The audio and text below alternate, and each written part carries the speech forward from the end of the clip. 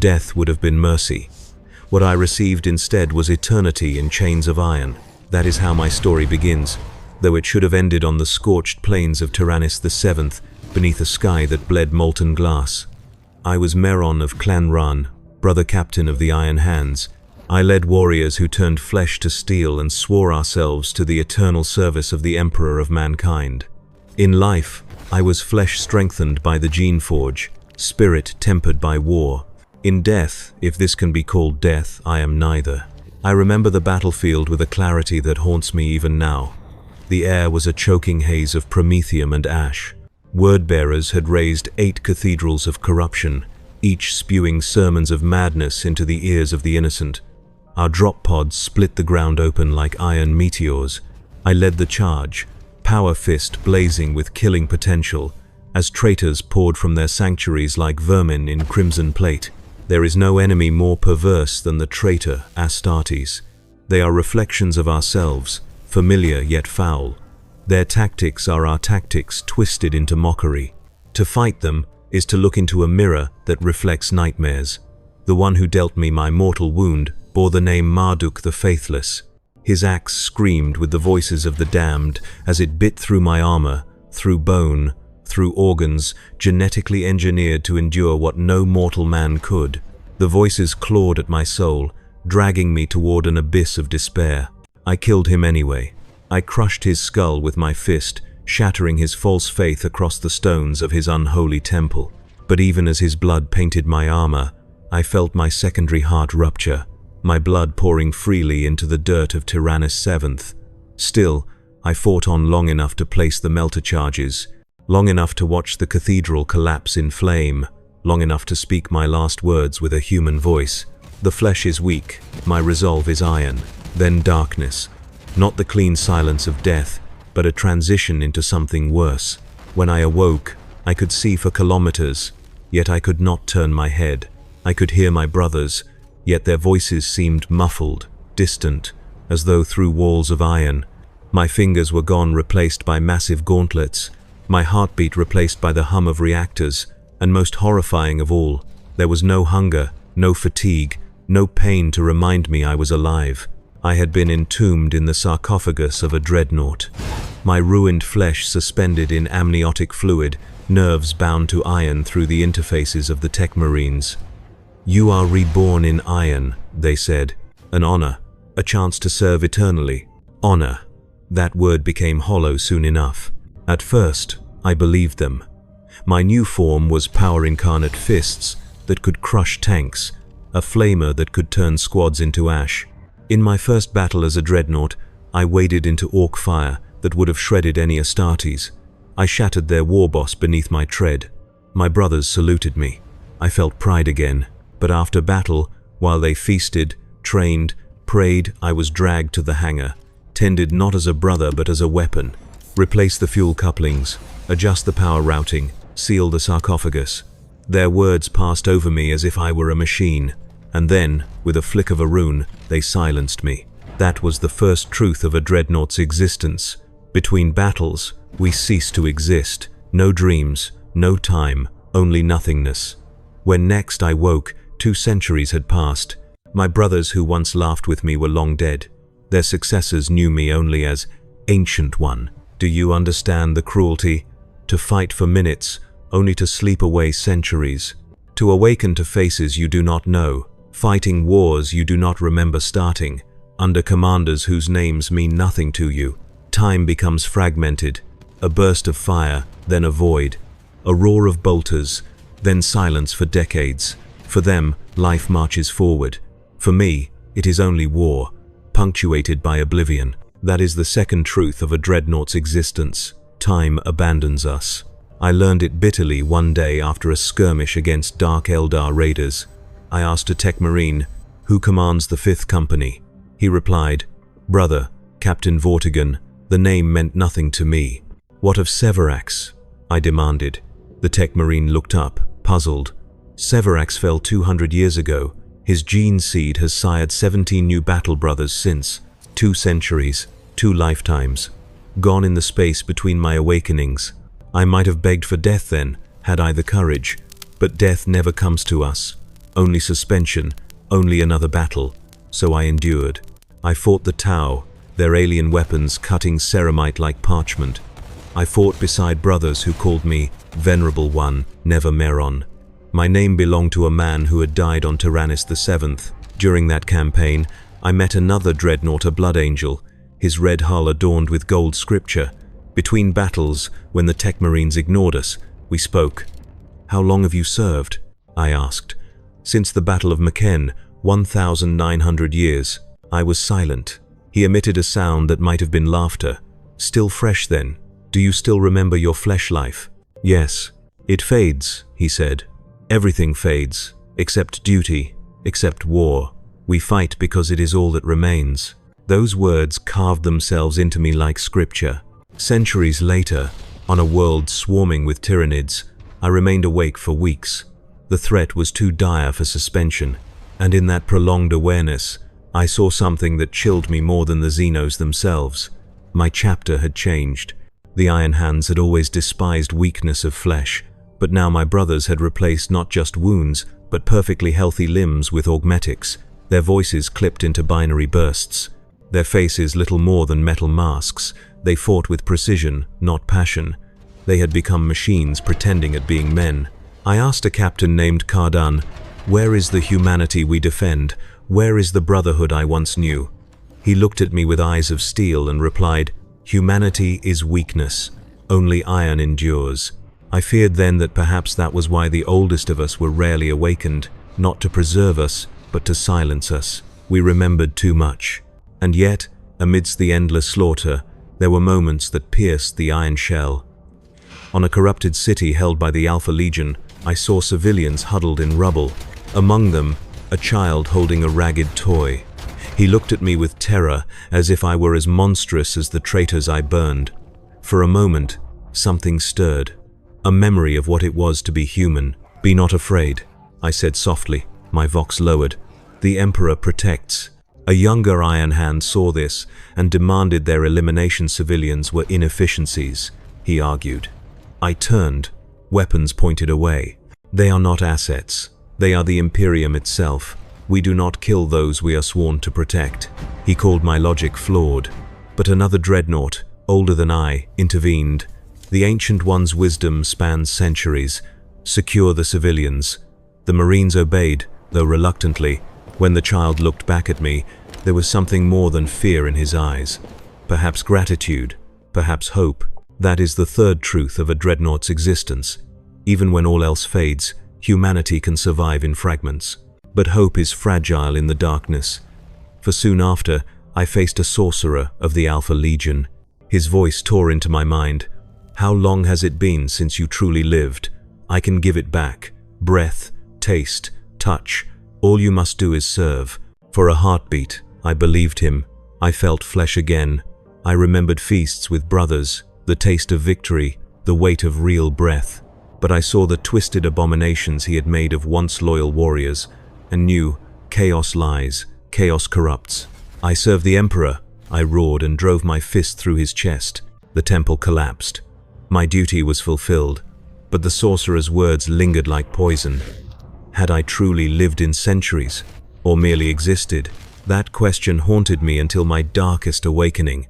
I dreamed, or perhaps it was no dream, that I stood before a giant with hands of silver, Ferrus Manus, our Primarch. His voice rumbled through the glassy plane of memory. "You died on Tyrannus VII, brother, captain. You never rose again. What you are now is a ghost clinging to duty, a cage of your own making." And in that moment, I understood the cruelest truth. I was not alive, nor fully dead. I was something between, a whisper bound to iron, a revenant condemned to war eternal. And still, I endure. For duty, for the Emperor, for humanity. Even if I must endure forever, time is not a river for me. It is a storm, violent flashes of awareness, drowned by centuries of silence. I do not know how long I remained in suspension after Tyrannus and the Alpha Legion, perhaps decades, perhaps centuries. When I next awakened, it was into the thunder of bolter fire and the screams of Xenos. My systems roared to life, hydraulic pistons hissing, power fist crackling. The Tech Marines did not greet me. They rarely do. Their voices filtered through my auditory feeds like commands issued to a machine spirit. Reactivate primary systems, combat readiness green, deploy the ancient. That is what I had become. Not Meron, not Brother Captain, simply the ancient. The battlefield was a forge world under siege by Tyranids. The air itself seemed alive with spores. The ground boiled with living weapons of chitin and muscle, directed by a mind so vast and alien that even my augmented perceptions could not comprehend it. The Tech Marines placed me within a defensive line, protecting the reactor heart of the forge. We fought for weeks without reprieve.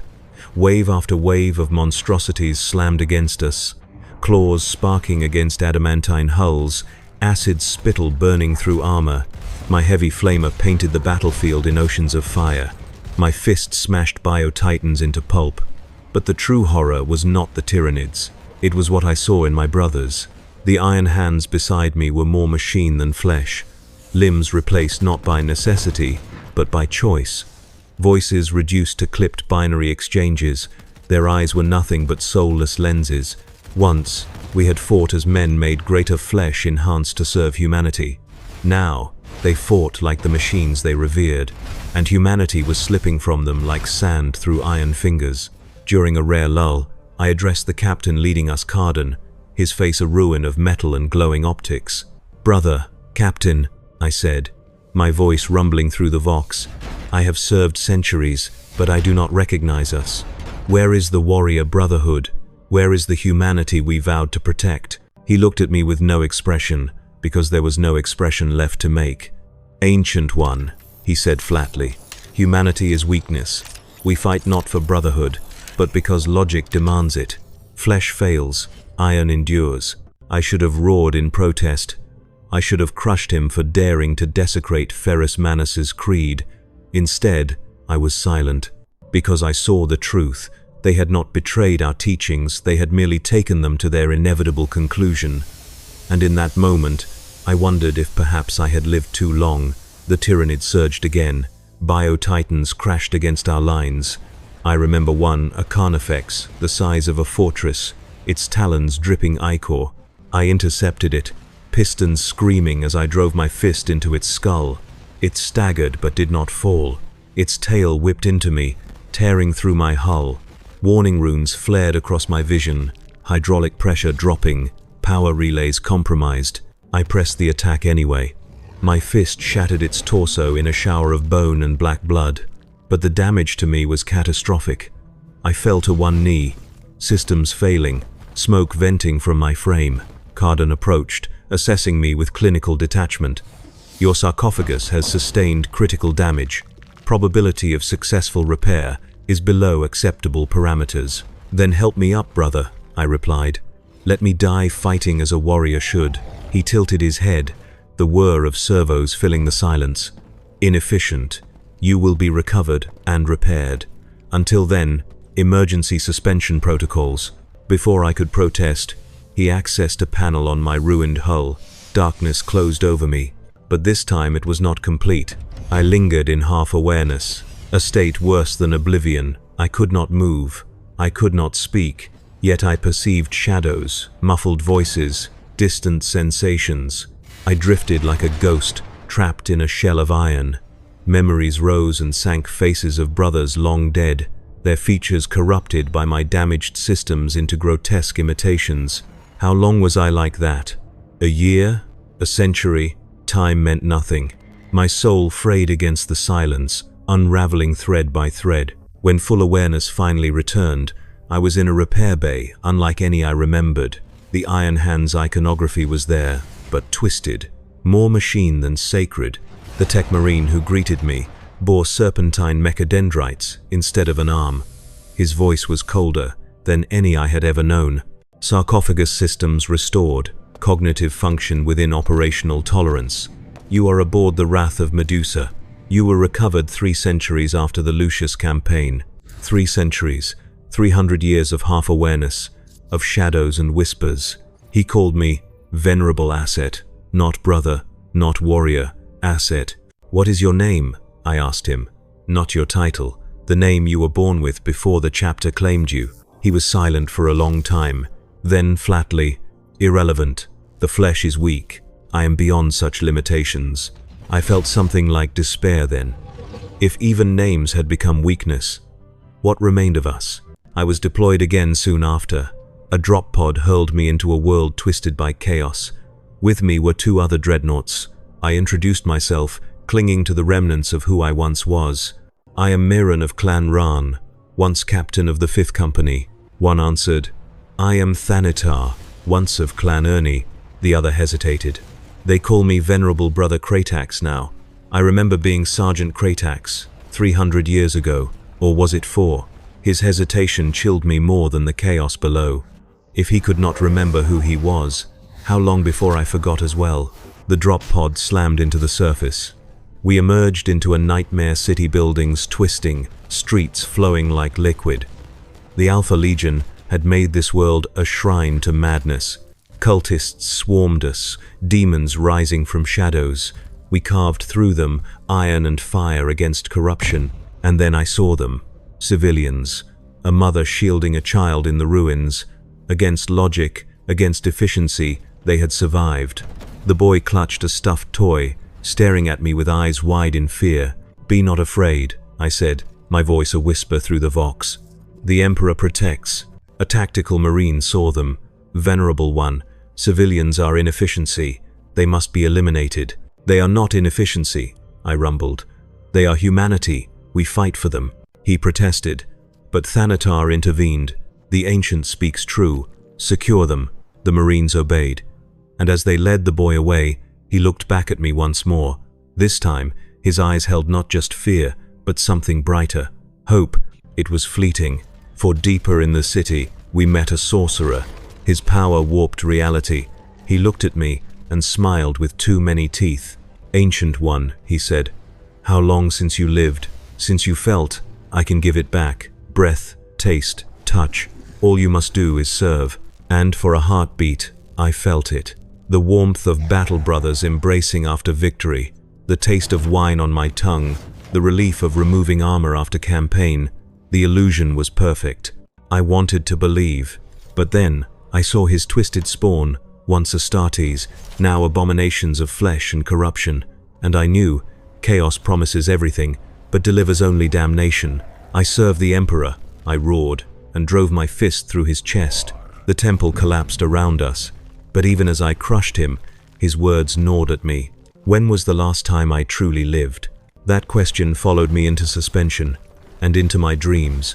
Dreams of a man with silver hands, dreams of a battlefield where I had died long ago, dreams whispering a truth I dared not face, that perhaps I had never left Tyrannus VII at all. I no longer dream of peace. I dream of fragments, echoes of wars that may never have been mine. When awareness returned, I was already walking. My hydraulics hissed, servos grinding, weapons hot with ammunition loaded. No rites of preparation, no tech marine blessings. I had been activated not as a brother, not even as a weapon to be honored, but as a system re-engaged from storage. Alarms screamed through the fortress monastery where I found myself. The walls shook with impacts, stone crumbling, machine spirits wailing in their housings. My auditory receptors filled with shouts, orders, gunfire. Before me, a tech marine I did not know, his armor scarred and burnt. "Venerable brothers," he said, addressing not me alone but others awakening nearby. "The fortress is under siege. Word-bearers lead the assault. You are to deploy immediately to the inner sanctum." At that name, word-bearers, I felt something twist within me. For among them, they said, was Marduk the Faithless. But Marduk was dead. I had killed him myself. His skull had burst beneath my gauntlet on Tyrannus VII. I remembered the blood, the collapse, the satisfaction of victory even as I bled to death. How then could he lead an assault centuries later? I fought anyway. The fortress vault doors burst open. Chaos cultists and corrupted servitors poured through, followed by traitor Astartes clad in crimson armor inscribed with blasphemies. We, the awakened ancients, moved to intercept. My power fist cracked skulls. My flamer painted the floor in holy fire. Beside me lumbered a contemptor-patterned Dreadnought, his form ancient even compared to mine. In the chaos, I saw him, Cardan. The captain I had once fought beside against the Tyranids, the same man who had deactivated me without ceremony. But here, centuries later, he stood in different war gear, his face rebuilt into a metallic skull, his eyes nothing but targeting lenses. "Ancient ones," he intoned, his voice a hollow echo. "The enemy has corrupted our systems. Our augmetics are turning against us. Fight now with primitive weapons. We endure." He said it as though centuries had not passed, as though I should not question how he still lived. But I did not speak. I only killed. The vault shook with another blast. For an instant, my vision blurred, and the battlefield shifted. One moment, I was in the monastery vault of Medusa, fighting word-bearers. The next, I was on a black glass plain beneath a sky that burned like blood. My enemies were not word-bearers but lunar wolves, their white armor stained with loyalist blood. Two realities overlapped, flickering, grinding against each other like tectonic plates. What is happening to me? I thought. And then a voice. Not from Vox, not from external systems, but from within. The loop tightens, the pattern becomes clear. I knew the voice. Though I had never heard it in life, I knew. Ferrus Manus, the Primarch, the Gorgon of Medusa. Am I going mad? I asked, even as I tore Traitor apart with my power fist. No, the voice rumbled. You are remembering. Remembering what? The truth of your death. And then I saw him, Marduk the Faithless, charging through the vault, as though centuries had never passed. The same axe, the same scream of damned souls. But, in the overlapping vision, I also saw him on Tyrannus VII. The same charge, the same scream, the same death blow that had ended my flesh life. It was the same moment, repeating, over and over. You have lived this countless times, Ferrus Manus said. Always the same, always ending as it began. Break the cycle. I raised my fist as I had before, prepared to parry and crush him as I always did. But this time I hesitated. The axe bit into me deeper than ever, tearing through vital conduits. Pain exploded, not muted by machinery but raw, searing, human pain. For the first time in centuries, I felt alive. Instead of striking his head, I drove my gauntlet into his chest, hurling him backward rather than killing him. Reality shattered. I was no longer in the vault, no longer on Tyrannus, no longer in any battle I recognized.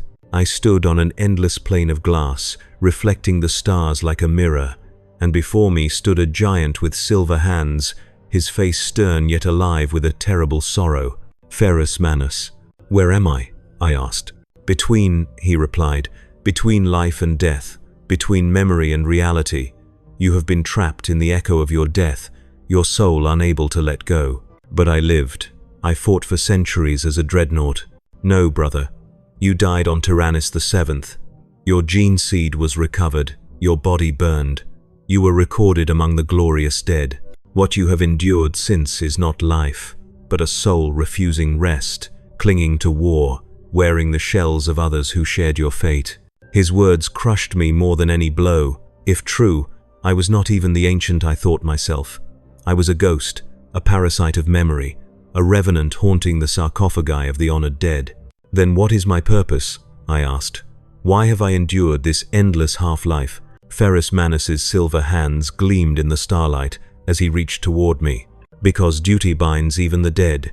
Because you remember what your sons have forgotten. I looked down at my body and saw I was no longer iron.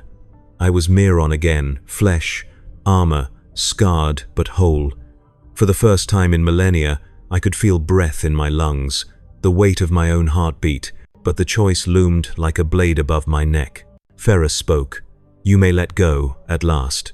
Return to the Emperor, find peace, or remain here between moments, between awakenings to whisper truth into the ears of those who still live. Peace, rest, release from centuries of war. It tempted me more than any chaos lie. But then I remembered the boy with the toy, staring at me with hope. I remembered the flicker of humanity in my machine brothers, buried beneath augmetics and logic. If I let go, who would remind them what they were meant to be? I looked at my Primarch and answered, I will remain. He bowed his silver head. Then you are more iron hand than any who yet live. For though the flesh is weak, your spirit endures. And then the glass plane dissolved. The stars vanished. and once again I drifted into the dark silence between battles.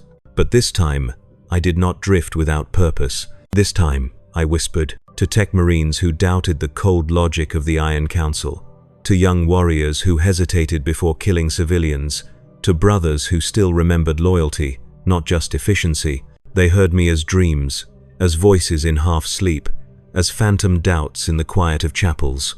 Most ignored me, but some listened, some remembered, and in those moments, I knew even a ghost could fight, even a whisper could endure. A whisper can outlast an army. Even in silence, memory endures. When next I awoke, I did not awaken into battle. That was unusual. Normally, my senses were roused by the thunder of bolters, the heat of plasma fire, the stench of burning flesh. This time, I opened my awareness to the measured hum of reactors, the click of augmetic tools, the sacred chants of tech marines performing maintenance. They had placed me within the strike cruiser Wrath of Medusa, preparing me for another campaign. But even as they labored over my systems, I was not wholly silent. For I had learned a secret. Between life and death, between full suspension and complete awareness, I could speak. Not with vox, not with words, but with impressions, whispers in the minds of men. I tested it cautiously at first. A murmur in the thoughts of a young battle brother kneeling in prayer. A flicker of memory in the mind of a tech marine studying the old rites. They dismissed it as fatigue, as stray noise of the machine's spirit. Yet some paused, unsettled, some listened. I whispered truths, I whispered memories. I whispered of humanity, of brotherhood, of Ferrus Manus, who had not forsaken flesh but had wielded it as strength. And though most dismissed me, a few began to remember.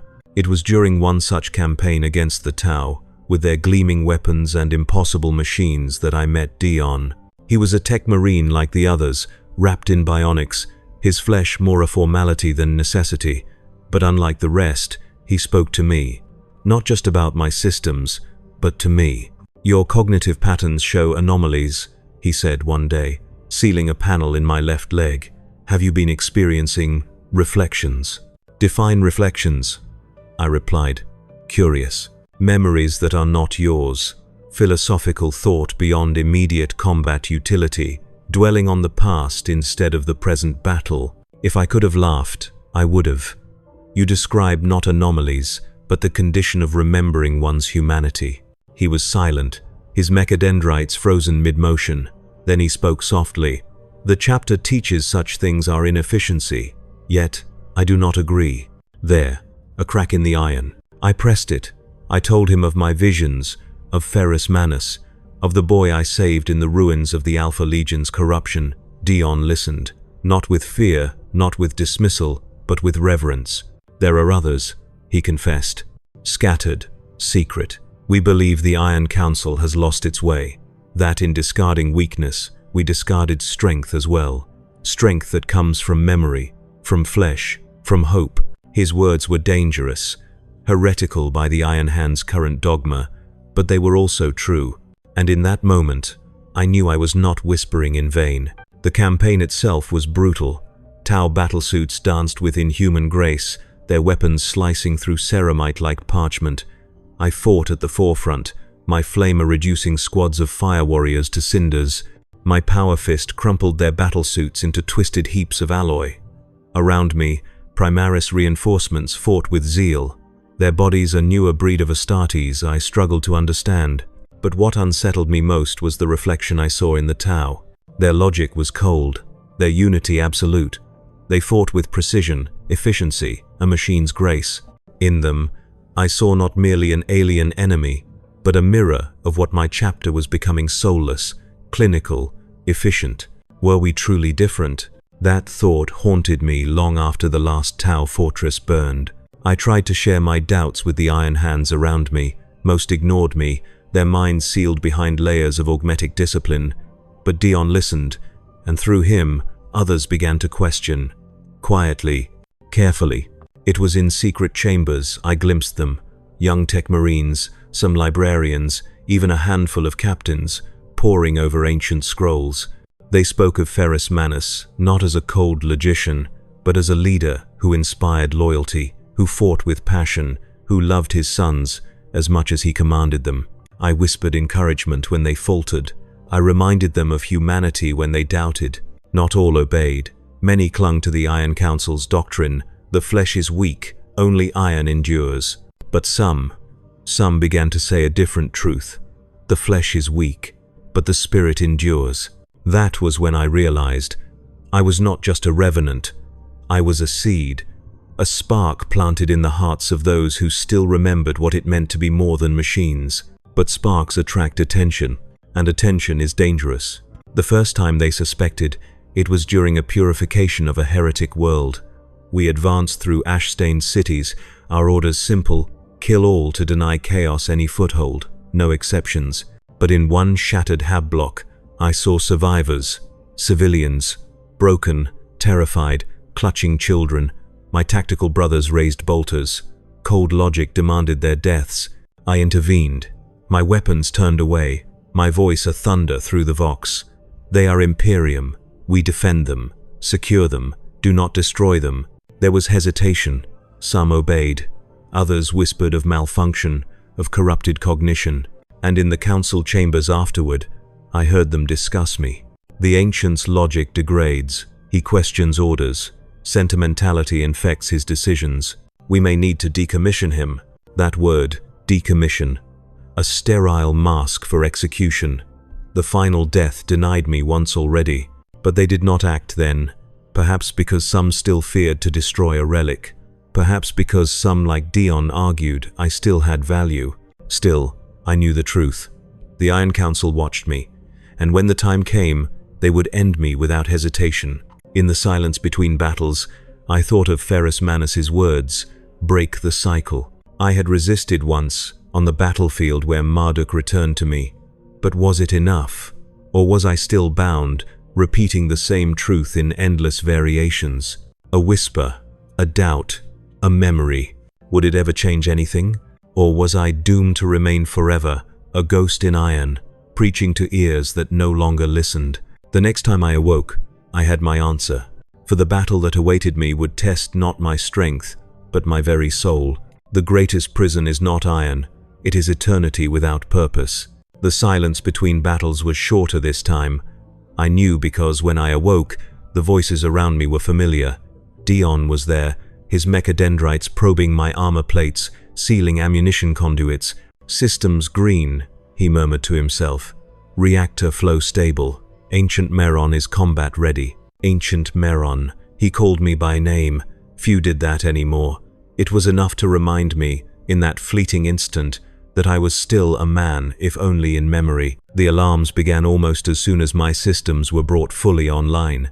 The wrath of Medusa shook, as if a great beast had clutched its hull. Vox bursts screamed through my receptors. Warp incursion detected. Hostiles breaching from the Imperium. Chaos presence confirmed. Another chaos war. I had fought 1,000. But this one was different. I felt it before the first enemy even set foot upon our vessel. A pulse in the warp, like a heartbeat out of rhythm with reality itself. Something old. Something vast. The breach came in the lower manufactorum decks, where forges and machine shrines burned to power the ship. By the time I reached the bulkhead doors, scores of my brothers already lay butchered, their augmetics twisted into obscene shapes by warp energy. The intruders were word-bearers again. Always word-bearers, as if fate itself sought to remind me of Tyrannus VII. Their chants filled the decks like poison, words not meant for human throats. Behind them surged daemons, fanged things with bodies of smoke and claws that tore even through ceramite. And at their head was Marduk. I froze. It was impossible. I had killed him. I had felt his skull shatter beneath my fist. Yet there he was again, his axe screaming, his eyes alight with warp fire. You cannot kill faith, corpse machine, he bellowed. I am eternal, as you are eternal, bound forever to the same death. Was he real? A daemon wearing his face? Or was I trapped again in the echo of Tyrannus, doomed to replay my death for all eternity? I did not retreat. I could not. My flamer bathed the corridor in fire. Word-bearers burned. Cultists screamed. I hurled myself into the thick of them, smashing demons back into warp mist. Around me, iron hands fought like machines. Their voices cold, their movements efficient, their humanity long gone. But I saw fear in them when Marduk advanced. His axe split one Astartes from shoulder to hip. Another fell with his head cleaved in two. Each death fed the warp, each chant echoing louder, until the bulkheads themselves trembled. Dion's voice reached me through the vox. "Ancient Meron, fall back. We must seal the breach and jettison this section." "No," I thundered, striding forward. "If we retreat, he will return again. He always returns." The duel replayed itself, just as it had on Tyrannus, just as it had in my visions. Marduk's axe whistled through the air, screaming with damned souls. My fist rose to meet it, but this time I did not seek to repeat the same blow. Ferrus Manus's words burned in my mind. Break the cycle. Instead of striking his skull as I had countless times, I opened my vox to maximum and roared not to him, but to my brothers. Look upon him. This is what becomes of devotion to pure logic without humanity. This is what endless war creates eternity without meaning. Do you feel nothing? Do you remember nothing? Some faltered. I saw it. Their movements hesitated, augmetic precision stuttering. The whispers I had planted across centuries stirred like embers. Marduk laughed. "You cannot sway them, ghost. They are machines, and machines have no souls." I struck him then, not in the head, not in the chest. I seized his axe mid-swing, servos screaming, hydraulics threatening to rupture. Sparks showered as my fist clamped down, and for the first time, the weapon of the faithless faltered. The battle around us slowed. Even the daemons seemed to hesitate. My voice thundered across the vox again. "We are not machines. We are men. We bleed, we suffer, we remember. Without that, we are no different from these traitors. Remember what you are." For a heartbeat, silence. Then Dion's voice, "The spirit endures." And another, a younger marine, "The Emperor protects." The chant began, hesitant at first, then swelling into a storm. Brothers who had fought like machines began to fight like men, again zealous, furious, alive. The daemons faltered. The word-bearers screamed in frustration. And Marduk howled with rage. "This is not how it ends." I tore his axe from his grasp and crushed it in my fist. Warp fire burst outward, reality shrieking, the deck plates warping. And then he was gone, banished, whether by my hand or by the breaking of the cycle, I could not say. When the battle ended, the Manufactorum decks were nothing but wreckage. Corpses lay in piles, human and daemon alike, but my brothers stood. And some of them looked at me not as an asset, not as a weapon, but as a brother again. For the first time in centuries, I felt something like hope, yet hope is dangerous. The Iron Council convened. I heard them in the chambers of command, their voices carried across the vox. The ancient incited deviation from doctrine. He spoke of humanity as if it were strength. If such sentiments spread, discipline will erode. And then the final verdict. He must be silenced. His whispers endanger the chapter. I was to be decommissioned, but Dion came to me in the dark hangar.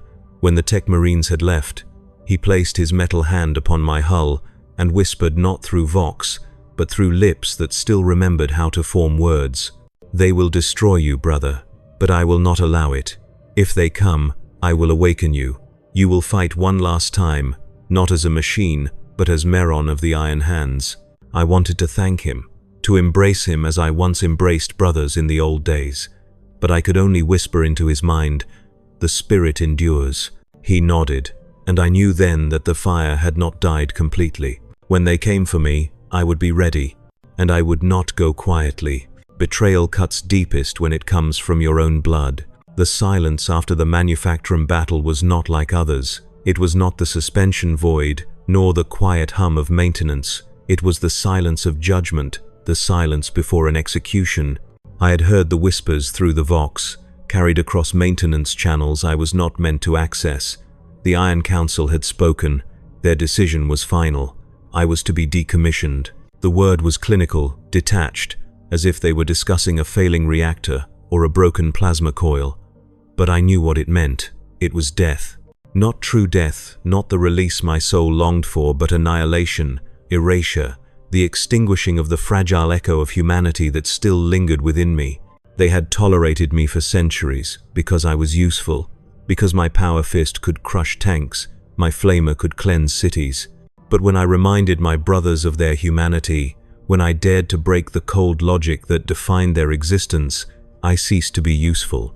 I became dangerous, and dangerous relics are not preserved, they are destroyed. They came for me in the hangar bay. 7 tech marines, their armor bristling with mechadendrites, servo arms, and surgical blades. They carried no reverence in their steps, no solemnity for what they were about to do. To them, I was a malfunctioning asset, a liability to be dismantled. At their head strode Ordinator Vex, the one who had once told me, "The flesh is weak." His voice was as cold as the steel of his augmentic jaws. "Ancient Meron, by decree of the Iron Council, your service is concluded. Your sarcophagus will be shut down, your machine spirit exorcised, and your remnants consigned to the forges. You will be remembered as a weapon that served well until it faltered." I felt the rage rise within me, like fire through oil. Remembered as a weapon, not as a brother, not as a man, a weapon. "I am no mere weapon," I thundered through the vox. The hangar shook with the power of my voice. "I am Meron of Clan Ran. I was captain of the 5th Company before you were born, before your names were etched into the rolls. I bled for this chapter when you were nothing but gene seed in a vial, and you would dare to erase me." They did not falter. Vex raised a mechadendrite tipped with a glowing plasma cutter. "Begin deactivation," and then Dion moved. He stepped between me and the others, his body dwarfed by my colossal frame, but his presence radiating a defiance that froze the chamber. "This is wrong," he said. His voice was steady, but I could see his mechadendrites twitching with barely restrained tension. "The Ancient has fought for this chapter longer than any of us. His wisdom is not corruption, it is clarity. If we destroy every voice that questions, what are we? Machines, not men."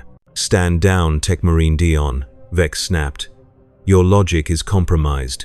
You endanger the chapter with your sentimentality." "Sentimentality?" Dion barked a laugh that was more pain than humor. "You call it sentimentality to value the very humanity we claim to defend? I call it survival. Without it, we are already lost." The other Tech Marines hesitated. Not much, but enough. Their servo arms slowed. Their optics flickered with uncertainty. For the first time in centuries, I saw cracks in the Iron Council's absolute hold. I seized the moment. "Brothers," I said.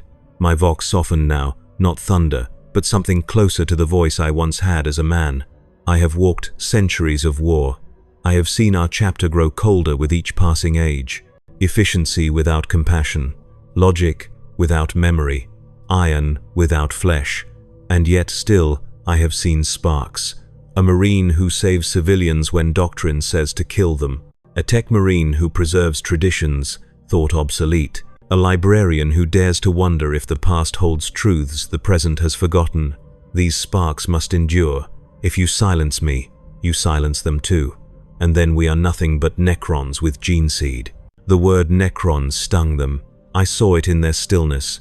To be compared with the soulless machines we so despised, it was a truth they could not easily deny. Vex recovered first. "Enough. You poison us with philosophy.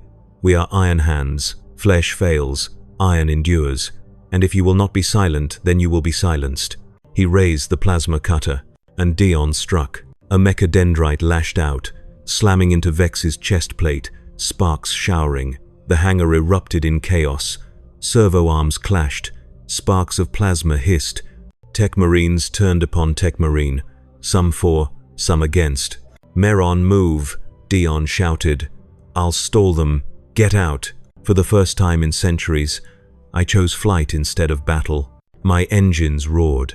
My colossal form surged forward, smashing aside supply crates, tearing through adamantium barricades. The hangar doors shrieked as I forced them open, alarms wailing across the ship. Behind me, I heard shouts. I heard metal striking metal. I heard Dion's voice cry out in defiance, then cut short by static. I wanted to turn back, to save him, to rip the traitors limb from limb, but I could not. His sacrifice would mean nothing if I stayed, so I ran. The corridors of the Wrath of Medusa trembled under my weight. Servitors shrieked warnings. Marines shouted into Vox channels, bulkheads sealed, and I tore through them. Somewhere deep inside, I knew I could not escape. The ship was a fortress, and I was vast but slow, but I could buy time. I could plant the seed of doubt, and I could find one last chance to remind someone that humanity was not yet gone. I reached the lower decks, where wounded and civilians from the Manufactorum battle had been gathered. Yes, civilians, laborers, adepts, those who maintained the ship's furnaces. They cowered at the sight of me, a walking sarcophagus of war. But I lowered my massive form, my vox gentle as a whisper. Be not afraid, the Emperor protects. And so do I. One of them, a child no more than 10, stepped forward clutching a stuffed servo toy.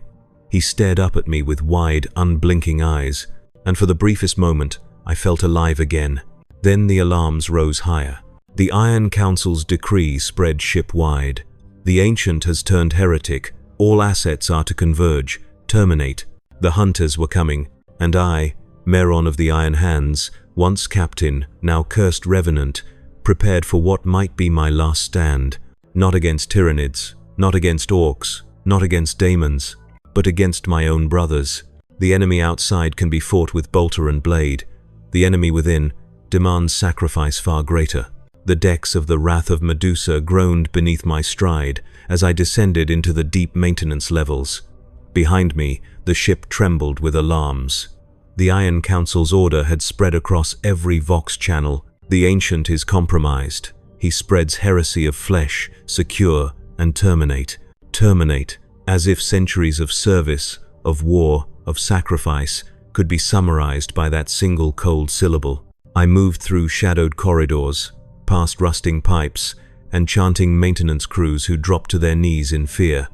A few raised makeshift prayers to the Emperor at my passing, most simply cowered, convinced that I was as monstrous as the demons I had once slain.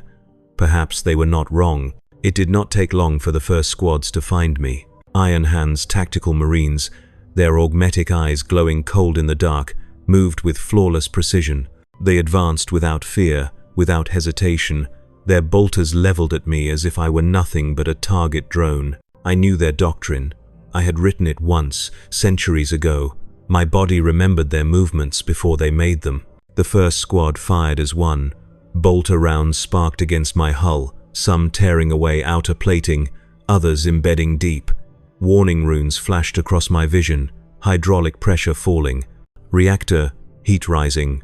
I returned fire with my heavy flamer. The corridor lit in holy fire, a storm of burning promethium that reduced them to ash. But as the smoke cleared, another squad appeared, then another. They were not here to defeat me swiftly. They were here to bleed me dry. I fought as I always had, methodical, relentless, each strike of my power fist, reducing walls and warriors alike to rubble. Yet for every brother who fell, I felt no triumph, only grief. These were not traitors. They were not daemons. They were mine. Their blood sprayed across my adamantine frame, staining the same heraldry I once bore with pride. And with each kill, the question gnawed at me. Was I preserving humanity or destroying it? The corridors opened into a cavernous chamber, a shrine once dedicated to the Omnissiah. Now it had been turned into a trap. Hundreds of iron hands waited in formation, weapons gleaming in the stark light. Tech Marines lined the upper gantries, their mechadendrites twitching, plasma cutters ready, and at the center, clad in armor so augmented that little flesh remained, stood the Iron Council itself. Cold, metallic voices echoed in unison through the Vox. Ancient Meron, you are no longer brother. You are malfunction. You are heresy. You will be erased. I advanced a single step. My power fist crackled with energy. My flamer hissed with caged fire. If heresy is to remember that we are men, then I am guilty. If treason is to save a child from slaughter, then I am traitor. But know this without memory, without compassion. You are not Iron Hands. You are husks in iron shells. You are Necrons in all but name. A murmur rippled through the assembled warriors. Some faltered, some shifted uneasily. But the council's voices thundered again. Silence him. The chamber erupted. Bolters roared, plasma beams hissed, missiles screamed from their launchers. My world became fire and pain. Systems ruptured, hydraulics burst, reactor alarms howled like dying beasts. I fought back with everything I had. My flamer bathed the chamber in fire. My fist crushed warriors by the dozen, but there were too many. Missile impacts tore chunks from my frame. Lascannon beams seared through my armor. Warning runes turned red, then black. I fell to one knee, then another. My body was failing. My vision blurred. My weapon systems sputtered. And still, they fired. Through the cacophony of destruction, another sound pierced me.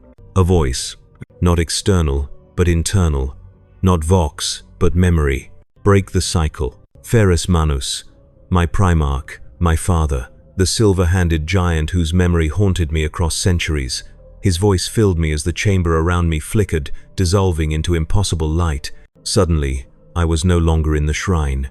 I stood again on Tyrannus VII, ash swirling in a poisoned sky.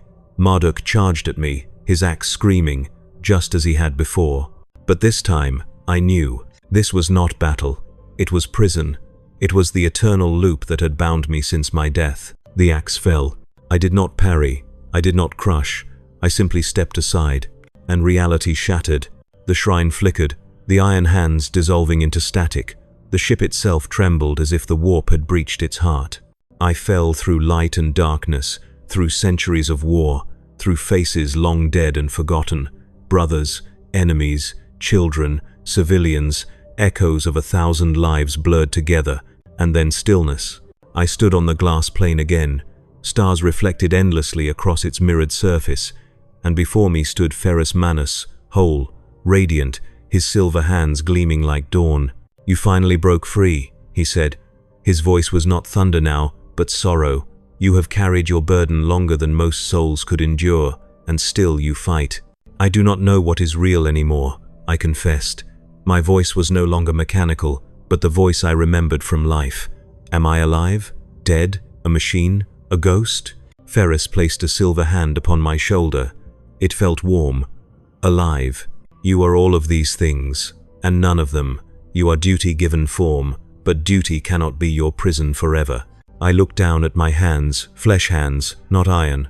I was as I had been, Captain Meron of the 5th Company, the warrior who had fallen on Tyrannus. "What choice do I have?" I asked. Ferris's eyes met mine, heavy with grief and pride. "Two paths remain. Return to the void, let your soul pass into the Emperor's light, and find the peace you have been denied, or remain an echo, a whisper between life and death, to guide your brothers, to remind them of what they have lost, to keep alive the ember of humanity before it is smothered forever. But know this, if you remain, you will never know peace. You will wander until your purpose is fulfilled." The words cut like blades. To rest, or to endure. To finally lay down my burden or to carry it, forever, so that others might yet remember what it meant to be human. I thought of Dion, who had risked everything to defend me. I thought of the child with the stuffed toy, staring at me with fear and fragile hope. I thought of the centuries I had fought, the brothers I had lost, the humanity my chapter was so eager to erase. And I knew there was no choice. "I will remain." Ferus nodded, his expression both proud and mournful. "Then go, brother, be the whisper they need, a shadow, a memory, a warning. The flesh may be weak, but the spirit endures." I finished.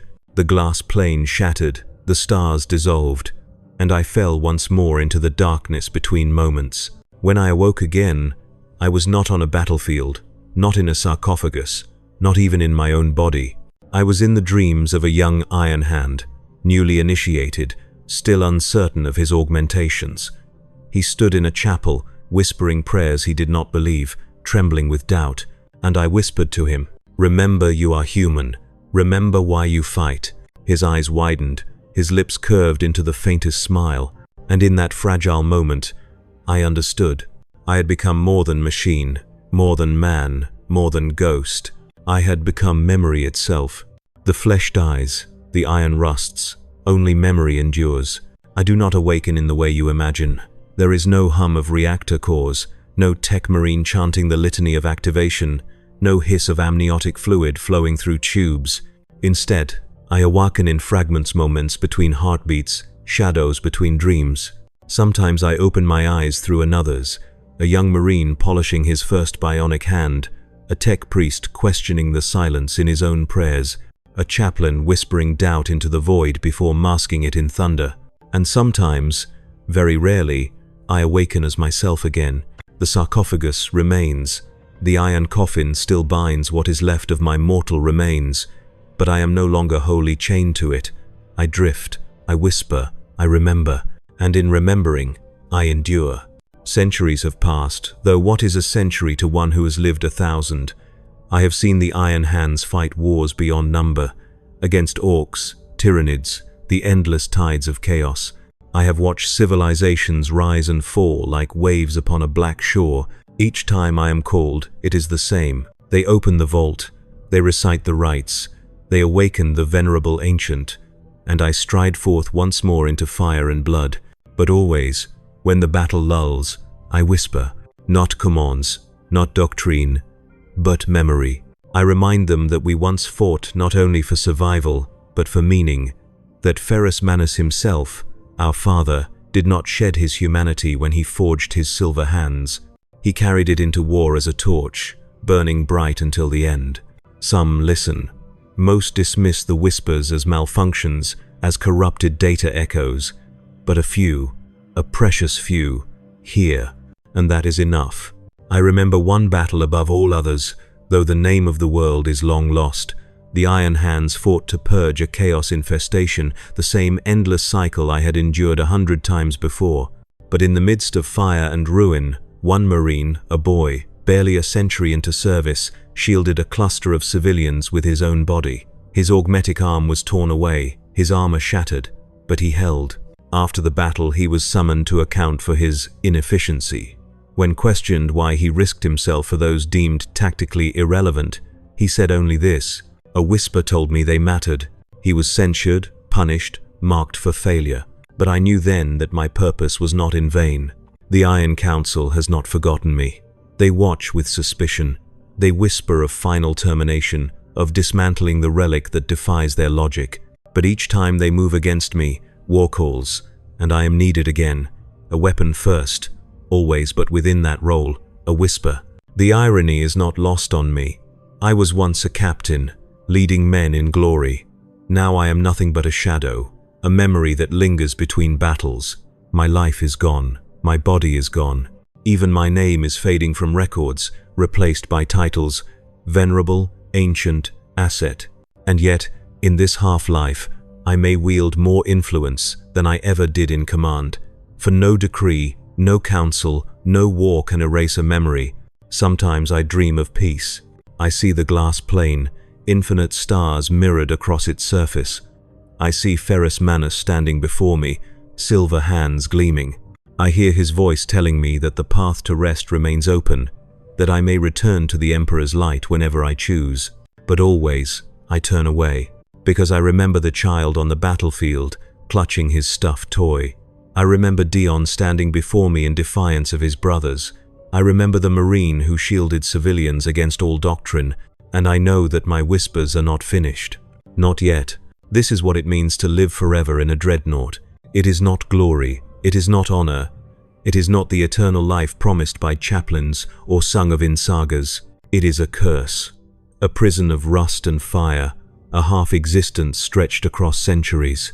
It is to awaken only for war, to sleep through peace, to see time blur into nothingness, while those you loved fade into dust. But it is also duty. It is also sacrifice. It is also the chance, however small, however fleeting, to remind others of what we once were, and perhaps what we may be again. So I remain, a whisper in the dark, a ghost in the iron, a memory carved in fire and blood. I am Brother Captain Meron of Clan Ran. My flesh died centuries ago. My iron rusts with every passing age, but my spirit endure, forever.